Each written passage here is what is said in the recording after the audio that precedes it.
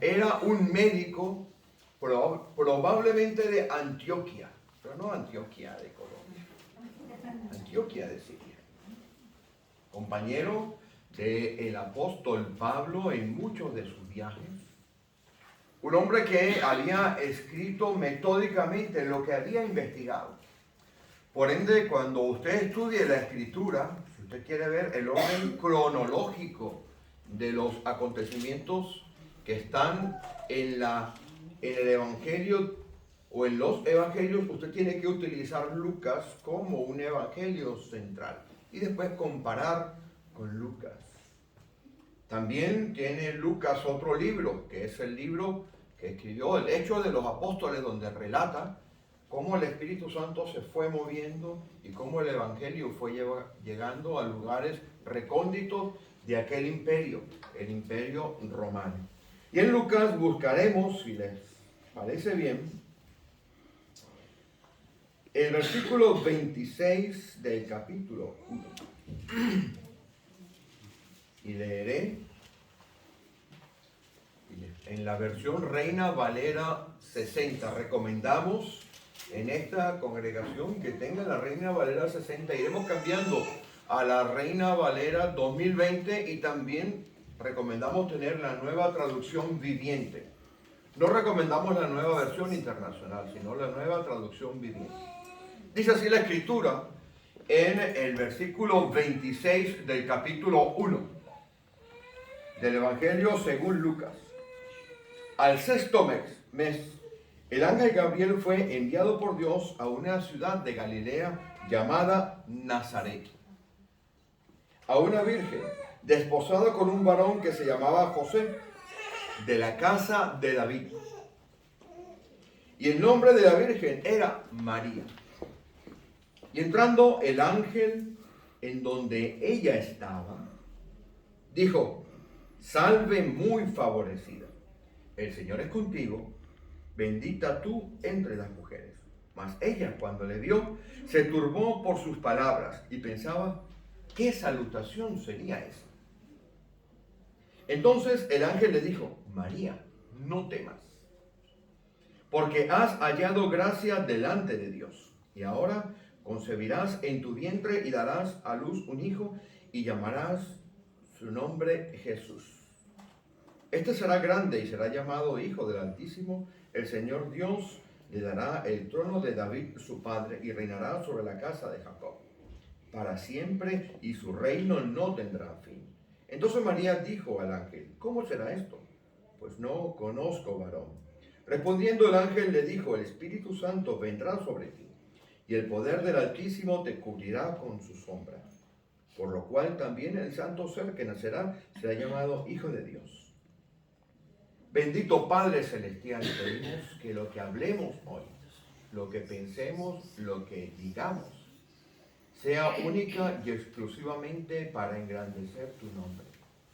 Borra todo rastro de nuestra personalidad, de nuestro conocimiento de la palabra que será predicada hoy. Que solamente sea tu Santo Espíritu el que hable, que nos guíe a toda verdad, que nos lleve, mi Dios, por esas regiones espirituales en las cuales el conocimiento tuyo es revelado con profundidad. Tu palabra implantada en nuestra vida. Y Señor, la sabiduría que proviene de lo alto es la que dirige nuestros pasos. Pedimos que las meditaciones de nuestros corazones y los dichos de nuestras bocas sean agradables a ti.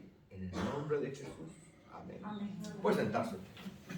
Contábamos la semana pasada en la predicación, y tomaré 2 minutos para recapitular. Contábamos la semana pasada en la predicación que esta jovencita tendría alrededor de unos 13, 14 años. Y que era de una población muy, muy pequeñita. Y que esta joven recibe la anunciación de este ángel, el ángel Gabriel. Y ella se sorprende por el saludo, pero no solamente se sorprende por el saludo, se sorprende además porque desde el punto de vista biológico, Era imposible lo que el ángel estaba diciendo que ella iba a experimentar en su vida. No había manera biológica posible que esto pudiera ocurrir. Pero resulta que esta jovencita de 13 o 14 años de edad estaba desposada con un caballero llamado José, que decíamos la semana pasada que algunos autores le sitúan alrededor de los 14 años de edad, pero creemos que probablemente estaría por los 20 años de edad. Este hombre era un artesano, era un carpintero, era alguien que tenía un pequeño negocio, era un microempresario. Y que esta jovencita quedó llena del Espíritu Santo y que esta joven hacíamos un diálogo imaginario la semana pasada, lo que ella diría a sus amigas cuando iba a la fuente con agua, porque era algo normal en aquellas fechas que las niñas fueran a las fuentes a buscar agua y llenar el cántaro. Nos imaginábamos la semana pasada que esta jovencita llegaba allí a la fuente y cuchicheando con sus otras compañeritas de pueblo de la misma edad les daba una noticia, le decía, tengo una noticia que darles, estoy embarazada. Y cuando las amigas preguntaban de quién, ella decía, de Dios. Cosa que era absolutamente incomprensible en aquellas fechas. También nos poníamos en la piel de José, cuando en aquella oportunidad sus amigos le podrían decir, oye, ¿no te has enterado de la noticia? Y alguien apuntaba por allí la semana pasada un epíteto muy correcto, cuando sus amigos le decían, oye, con la que estás desposada, está embarazada y no te has enterado. Aquella crisis profunda que ha sufrido aquella joven y aquel joven era algo que posiblemente cuando leemos la escritura no le prestamos atención, pero a aquel hombre que es llamado el justo, en algunos lugares ustedes entenderán probablemente que le llaman el casto, pero no era casto, era justo. Este hombre pasaba por una situación muy complicada y tuvo que tomar a su mujer, porque explicábamos que los desponsales judíos en aquellas fechas tardaban un año. Usted iba, se ponían las dos familias de acuerdo, a veces se reunían o no, pero se ponían de acuerdo, iban a los levitas y firmaban una carta de desponsales. Y usted tenía un año para contraer matrimonio, pero eso era un matrimonio en toda la ley. Por eso es que había que escribir cartas de repudio, cartas de divorcio. Y que José no quería revelar este tema tan importante. El hombre estaba sufriendo profundamente por dentro. Y pensó dejarla secretamente, porque si hubiera expuesto a los levitas que María estaba embarazada y no era de él, ¿qué hubiera pasado? Lo hubiera matado. Pero este hombre recibe una visión de parte en sueños de otro ángel, y este hombre decide aceptar la voluntad de Dios en su vida. Pero como Dios siempre viene en rescate de ambos, a María la saca a visitar a su parienta Elizabeth. Ojo, no es prima cercana. No es prima cercana. Era parienta. Ustedes le ven aquí pariente, ¿verdad? Su parienta. Después algún día explicaremos lo que eso significa. Y a José le dan la oportunidad de salir de allí, de donde está, para ir a la ciudad de Belén a empadronarse. Explicábamos en aquellas fechas que aquel viaje era un viaje muy complicado. Era un viaje de unos 100 kilómetros en los cuales con toda seguridad María iría andando. Era un viaje tortuoso, era un viaje en pendiente, inclinada, por esos días subió. Si usted lee la escritura, dirá que subió a Belén. Dios había colocado en aquellas fechas un padrón. Y explicábamos también, ¿saben lo que es un padrón? Todos tenemos aquí, todos estamos empadronados. Y explicábamos también que cuando usted compara el Evangelio de Mateo y el Evangelio de Lucas, esa diferencia que puede existir en cuanto a fechas, porque Mateo lo sitúa en una fecha específica y Lucas en otra, se debe exclusivamente a que los padrones, los censos, podían tardar 14 años en completarse. Así que en ese periodo de 14 años, fácilmente puede entrar la versión de Mateo y la versión de Lucas. Pero aquel viaje era muy complicado. Aquel viaje requería que José llevara a su esposa embarazada a término. Porque cuando terminaron los 100 kilómetros de distancia, ¿qué aconteció? La señora llegó en su momento de alumbrar. Y decíamos también, haciendo un poco de parodia, que cuando una mujer está a término, no quiere moverse. Y está pidiéndole a Dios, a ver cuándo me sacan este muchacho de adentro, porque no pueden respirar, algunas tienen acidez, algunas tienen dificultades para dormir mientras su esposo está correctamente y tranquilamente roncando al lado suyo. Usted está pidiéndole a Dios a ver cuándo llega el momento del alumbramiento. Y las hermanas del domingo pasado asentían con su cabeza y alguna que otra le daría un codazo a su marido. Pues preguntábamos que en aquel viaje difícil a 30 grados, contábamos en aquel viaje difícil a 30 grados de temperatura durante el día y a 5 grados de temperatura en la noche, que había que dormir al descampado 100 kilómetros aproximadamente 5, 6, 7 días. Las situaciones eran difíciles y cada paso que daba María y José les acercaba a la meta. Y la meta era llegar a alumbrar al Hijo del Dios Altísimo. Explicábamos también que muchísimas veces cuando estamos en el camino de Dios, el enemigo no puede extender, alejar la meta, pero va a trabajar en las circunstancias suyas de manera tal que usted sufra un verdadero calvario en ese caminar y desista, se vaya de un lado o se vaya de otro.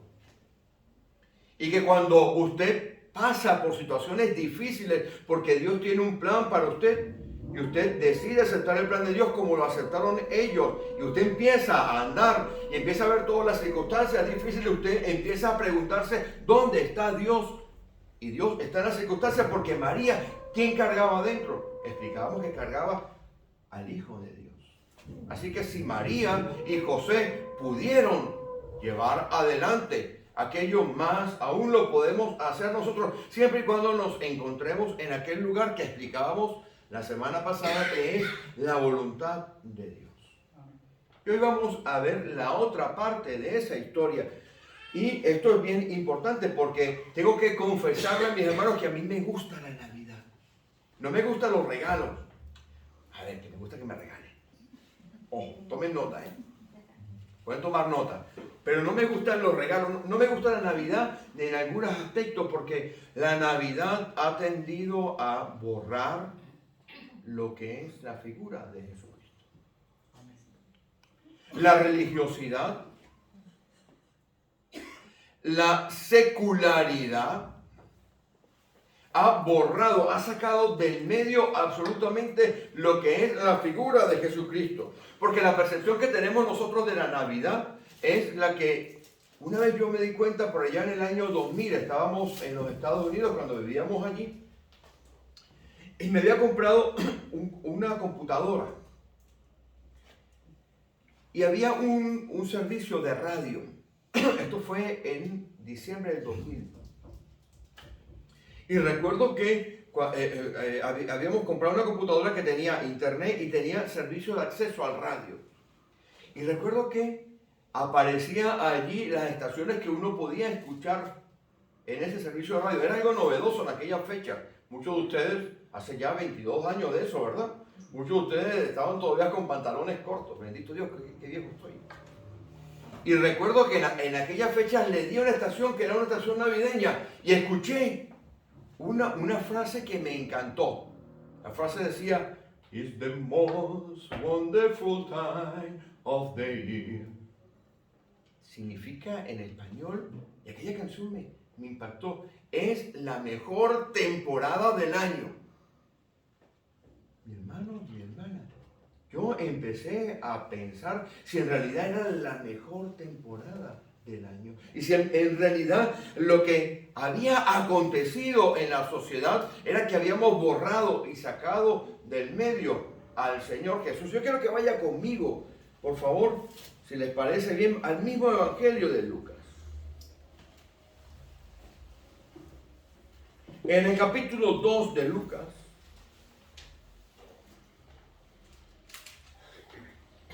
dice así, en el versículo 1. Aconteció en aquellos días que se promulgó un edicto de parte de Augusto César, que todo el mundo fuese empadronado. Aquella oportunidad la gente no pensaba nada de lo que fuese en Navidad. Pero para nosotros diciembre es llegar a una fecha en la cual un señor vestido de rojo, un árbol, ojo, no tenemos nada contra los árboles de Navidad, pero no es de cristianos tener un árbol de Navidad en su casa. No es de cristianos tener un señor rojo, vestido de rojo, con una barba, adornando las puertas de su casa. Esto nos da la razón de que la Navidad ha sido trastocada, que la secularidad, la religiosidad ha dañado el verdadero concepto de la Navidad. El concepto de la Navidad nace porque Jesús entra al mundo en un momento único en la historia de la humanidad. Vaya por favor a Gálatas 4:4, a que lo consiga la ley, porque vamos a ir rapidito. Pero cuando vino el cumplimiento del tiempo, Dios envió a su Hijo nacido de mujer y nacido bajo la ley. Ese cumplimiento del tiempo llegó en un momento específico de la historia de la humanidad, cuando un señor llamado Octavio transforma un país que era un triunvirato en un imperio y se autoproclama él como hijo de Dios. Que es lo que estamos leyendo en ese capítulo cuando Augusto César, Augusto significa el que tiene que ser adorado.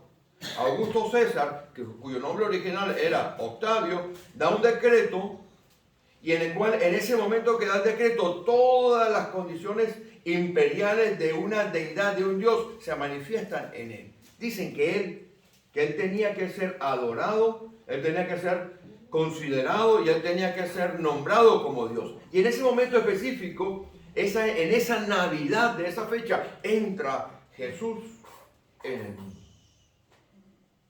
Pero Jesús entra con un plan específico de parte de Dios en el mundo, no con el plan ni con el pensamiento que muchas veces tenemos nosotros del Señor Jesús, porque cuando usted ve cómo se ha difuminado la figura de Jesús, Jesús termina transformándose quizás en un apagafuegos. Señor, ayúdame. En un algo casi mágico al cual usted recurre cuando usted está en la mayor dificultad de su vida. O a veces el Señor Jesús se ha difuminado tanto por causa de malas teologías. Por causa de malas teologías, malas enseñanzas, falta de cultura, de lectura de la Escritura, por una enseñanza absolutamente deficiente que se transforma muchas veces en el depositario de todas nuestras quejas. ¿A quién le echamos las culpas muchas veces cuando las situaciones no van correctamente bien en nuestra vida? ¿Sobre quién arrojamos la culpa cuando las cosas no van como nosotros quisiéramos que fueran? O cuando después de ir a pedir auxilio, ese auxilio que pedimos no viene ni en el momento, ni en la forma, ni en las características que nosotros quisiéramos. ¿Sobre quién depositamos nuestra rabia y nuestra frustración? No, ¿sabes qué? No vuelvo más a la iglesia. Te he pedido, no me has escuchado. Que traducido es, te he pedido lo que yo quiero y no me lo has dado. He cogido una rabieta.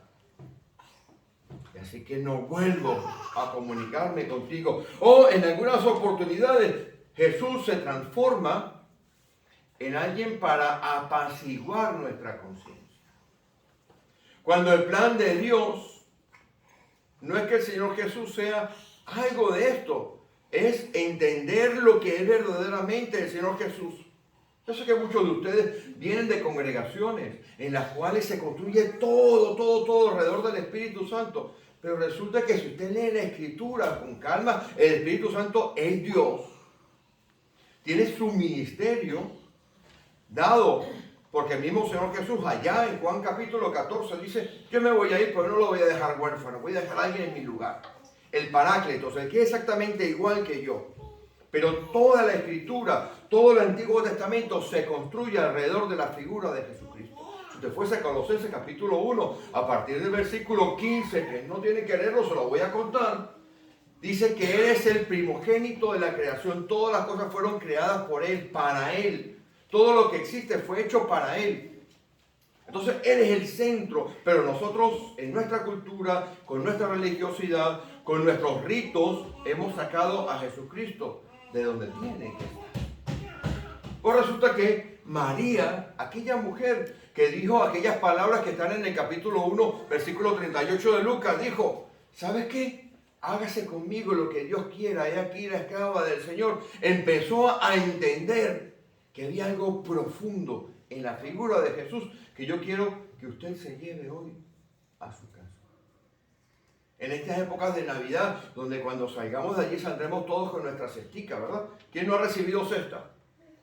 El detalle, oh, qué contento, qué cosa tan buena. Y nos vamos a meter otra vez en ese, entre comillas, espíritu navideño, que debería ser todo el año en nuestra vida. Si entendemos lo que entendió María y lo que entendió este hombre que se llamaba José. Así que vamos a mantenernos allí otra vez en Lucas. Vamos de nuevo al capítulo 1 de Lucas. Si me permiten, me voy a quitar esta chaqueta. Miren lo que entendió María. Que yo le pido, por favor, que si usted tiene para apuntar, apunta. Si usted tiene de alguna manera para escribir, escriba. Versículo 31. Una jovencita de 13 años de edad recibe la presentación de un ángel.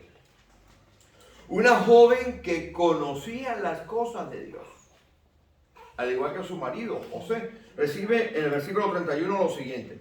Ahora concebirás en tu vientre. De inmediato, apenas el ángel había hablado, ya de inmediato estaba concibiendo María en su vientre. Y darás a luz un hijo y llamarás su nombre Jesús. Le estaba diciendo ya el nombre que iba a tener. La palabra Jesús viene del griego Ieosus y Osous.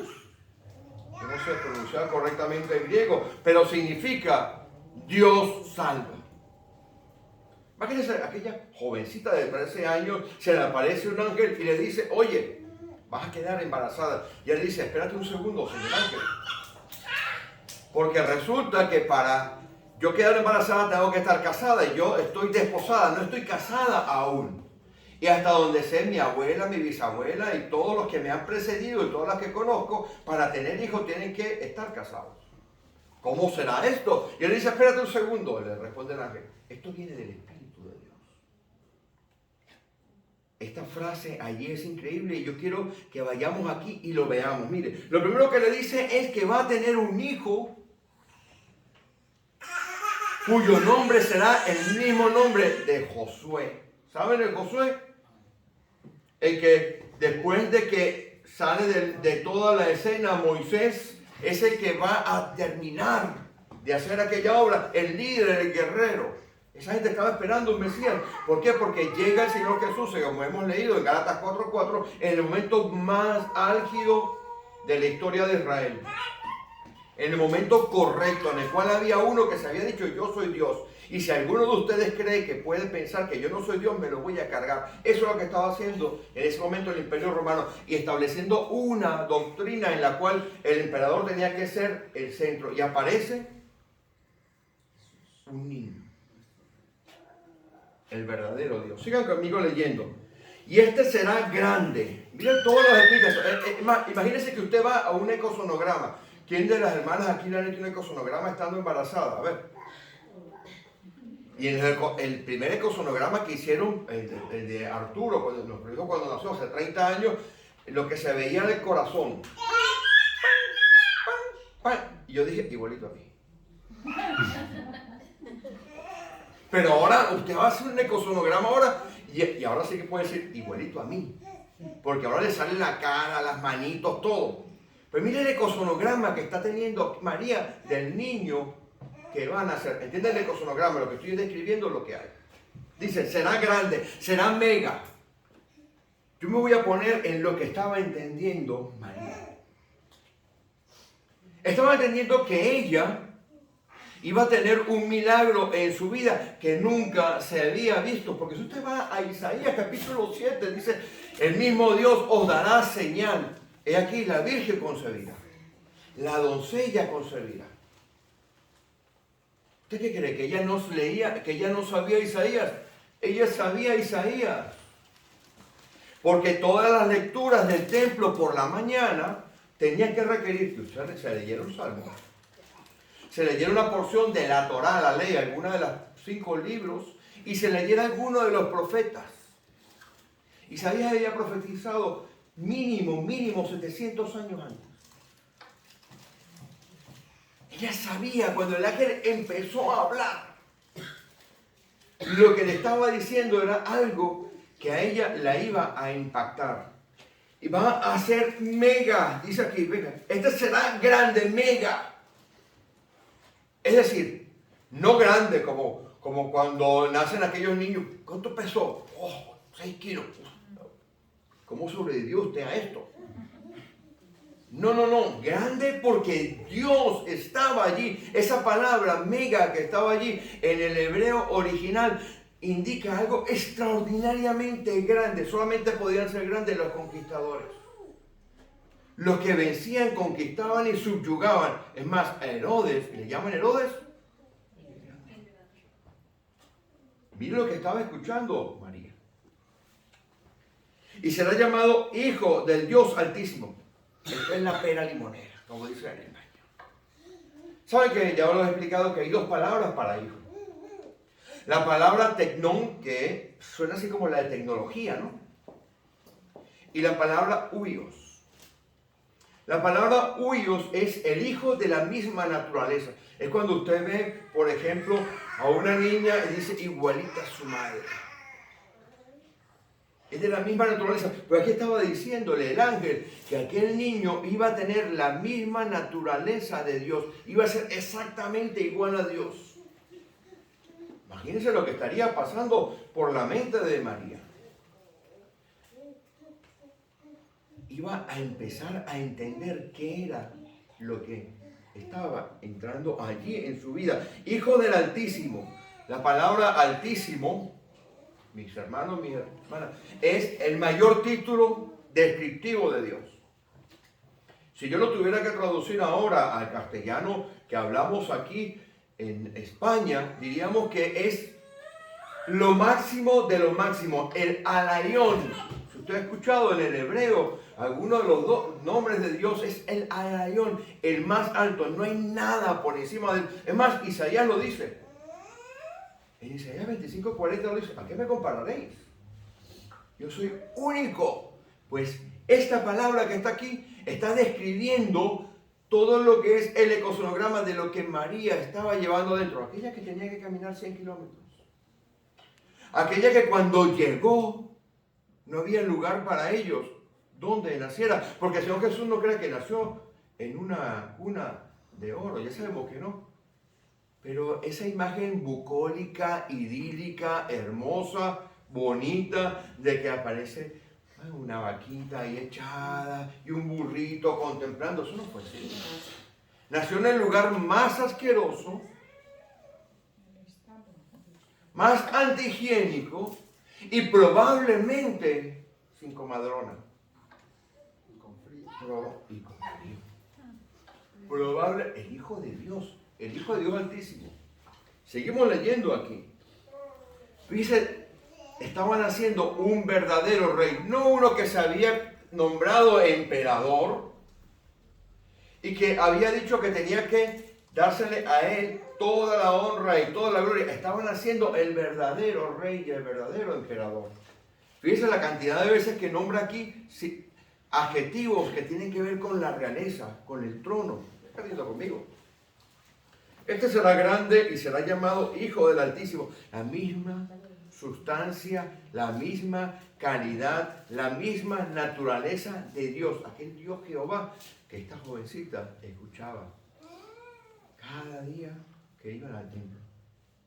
Y el Señor Dios, no dice Dios solamente, dice Curios, el Señor que está por encima de todo. Van dándole títulos.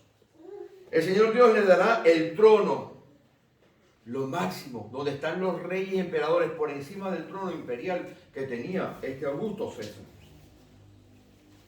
33, y reinará sobre la casa de Jacob, sobre las 12 tribus para siempre.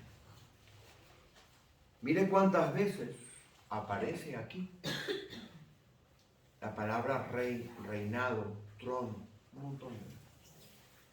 Aquella jovencita estaba recibiendo el ecosonograma de lo que iba a hacer ese ser que iba a nacer. Ella le pregunta, ¿cómo será esto? Impactada por todo aquello que iba a estar entrando en su vida.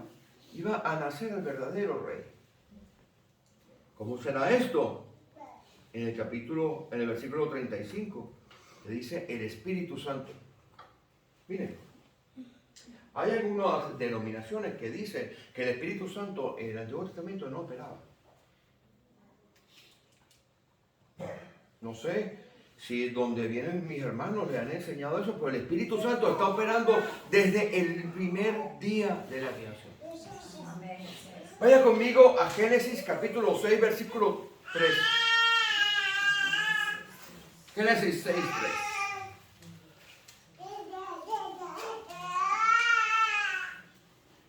Aquí tenemos el Espíritu Santo de Dios operando en el Antiguo Testamento. Ya en el Génesis, ¿qué dice? 6:3. Y dijo Jehová, no contenderá mi espíritu poner hombre para siempre, porque ciertamente eres carne, mas serán sus días 120 años. Ese espíritu que está ahí es el mismo espíritu que vino su hermano. Es decir, el Espíritu Santo operaba en el Antiguo Testamento de una manera absolutamente clara. Aquí está contendiendo contra los hombres. O sea que el Espíritu Santo iba a hacer su función de hablar contra los hombres y decirle a los hombres que tenían que comportarse de una manera absolutamente clara. Si usted lo lee también en el Salmo 51, vaya al 51, vaya conmigo al Salmo 51, busque el versículo 11 del Salmo 51, mire el Espíritu Santo, Kodesh, Ruah, el soplo divino de Dios. El Espíritu de Dios se movía sobre la faz de las aguas. El Espíritu de Dios opera en el mundo desde el principio. ¿Qué dice allí? ¿Qué dice David en el versículo 11 del 51? No me quites de mí tu Santo Espíritu. No quites de mí tu Santo Espíritu. Espíritu Santo, que operaba de diferentes maneras y que David lo tenía, porque dice, no quites de mí tu Santo Espíritu. También es el mismo que aparece en el Salmo 139, 7. ¿Quién lo busca?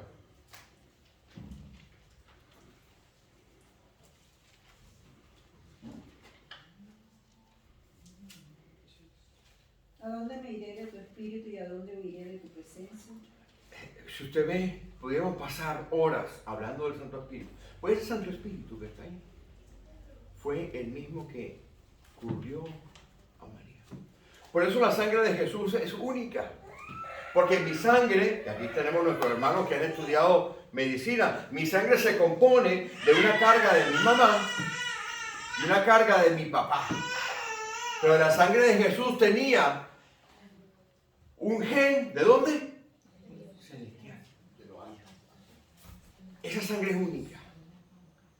Por eso esa sangre cumplió un propósito y ya está cumplido. Por ende, orar utilizando la sangre de Jesús para, Señor, cubro mi coche con tu sangre. No es correcto. Señor, cúbreme con tu sangre preciosa ahora que voy a... No, usted está cubierto porque en 1 de Juan, en el capítulo 5, si usted lee a partir del versículo 22, dice que la unción del Santo está con usted. si usted está dentro del criterio de la unión con el santo, de la unción del santo. Entonces aquella mujer recibe una información que era la verdadera información de la Navidad. Voy a seguir leyendo para apresurarme para terminar a las 2. Versículo 35 del capítulo 1. El Espíritu Santo vendrá sobre ti y el poder del Altísimo, el Elión, el Dios de la montaña, el Dios aquel que se revelaba a Moisés, el Dios aquel que hacía que la montaña tronara y que cuando tronó la montaña cayó el Espíritu Santo sobre 70 hombres que profetizaron en el campamento de Israel. Eso es lo que tenía María adentro de ella. Pero José, que era más teológico, voy a llamarlo así. Si usted va a Mateo, en el capítulo 1 de Mateo, mira, vaya conmigo a Mateo. Vamos a terminar rapidito esto para ir viendo Mateo. Si usted va a Mateo capítulo 1, el versículo 20 al 23, dice: el ángel del Señor se le apareció un Señor y le dijo a José, José, hijo de David. Oh, espera. José, hijo de David.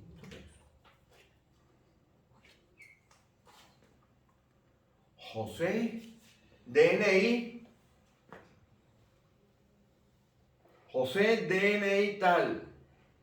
Tú que vienes de la raíz también de David, del rey David,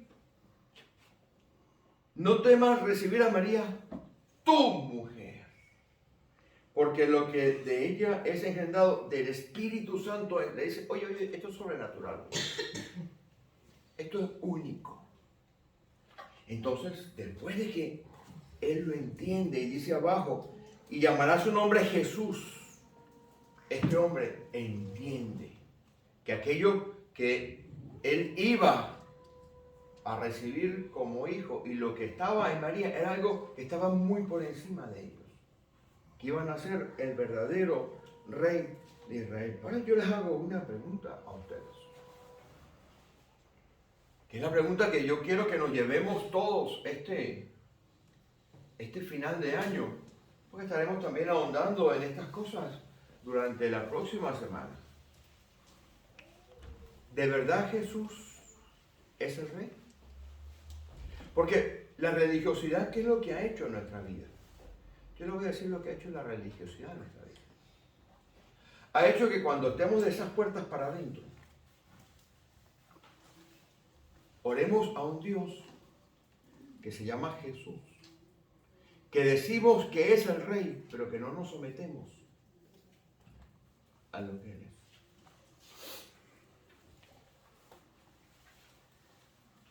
Que 50 veces durante el año usted viene aquí a dedicarse, a rededicarse. Y cuando lleva por la rededicación número 52, usted ya como que dice, ¿para qué tanto? Porque usted no está bajo el señorío del Señor Jesús, del único y verdadero Rey. Y cuando usted no está debajo del señorío del único y verdadero Rey, usted puede venir y orar en la iglesia. Usted puede ofrendar. Usted puede trabajar en la iglesia, pero su vida va a estar vacía. Porque usted no está en la perfecta voluntad de Dios. Y la perfecta voluntad de Dios es cuando uno acepta a Jesucristo como el verdadero Rey. María y José lo entendieron. Por eso dice la Escritura que María veía las cosas y las guardaba en su corazón. Lo ha leído, ¿verdad? Teología mal enseñada, poca lectura de la Escritura, poco conocimiento de la palabra, poca aplicación de las verdades, grandes verdades que hay en la Escritura en nuestra vida. Yo le animo a usted, mi hermana, mi hermano, que va a enfrentarse con estos días de Navidad, la temporada más hermosa del año. Yo ya recibí mi primer regalo de Navidad. ¿Dónde está? Cuidado. Lo estaba mirando porque como los cristianos somos pecadores arrepentidos, parece que haya desaparecido Yo ya recibí el primer regalo de Navidad. ¿A quién no le gusta recibir regalos de Navidad? Todo. Pero ¿sabe cuál es el mejor regalo? No es que usted reciba. Es que usted se dé. Que usted se dé a lo que Dios quiere que sea. Nosotros, mi esposa y yo, tengo que decirle que durante muchísimos años hemos sentido el peso del ministerio. Muchísimo. Que hemos querido escapar. Si les cuento aquí, van saliendo uno por uno, pagan a los. Pero al final,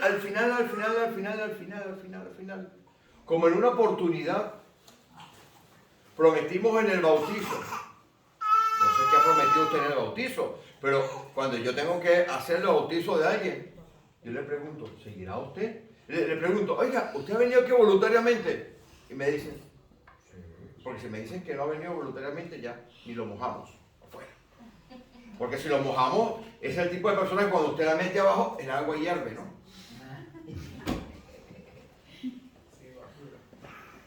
Y la segunda pregunta que le hago es, ¿está usted dispuesto o dispuesta? Porque es que ahora hay que usar el lenguaje, ¿verdad? Porque es que si no nos denuncian. ¿Está usted dispuesto o dispuesta a seguir al Señor? Y como me gusta, como dice usted, meter el dedo en la llaga y digo, cueste lo que cueste.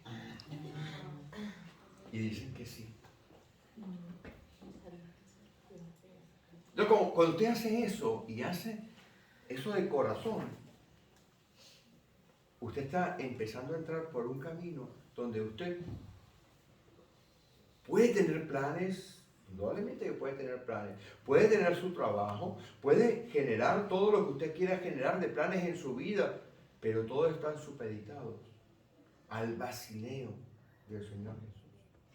Entonces, el mejor regalo para esta Navidad, mi hermano y mi hermana, es que usted entienda lo que entendió José y entendió María, que aquel santo ser que nacerá, concebido del Espíritu Santo, que iba a ser lo más grande que podía ser, que iba a ser y es de la misma calidad, sustancia y naturaleza de Dios. Ese es el verdadero rey.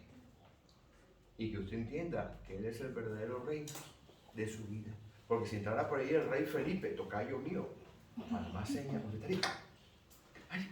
¿dónde lo sentamos? ¿Dónde le damos? Y le ofrecen el mejor café, la mejor tarta, ¿verdad? ¿Y por qué no se lo hacemos nosotros con el Señor? Porque la religiosidad, la secularidad, lo ha sacado de la Navidad y de nuestras vidas. Amén. Vamos a ponernos en pie.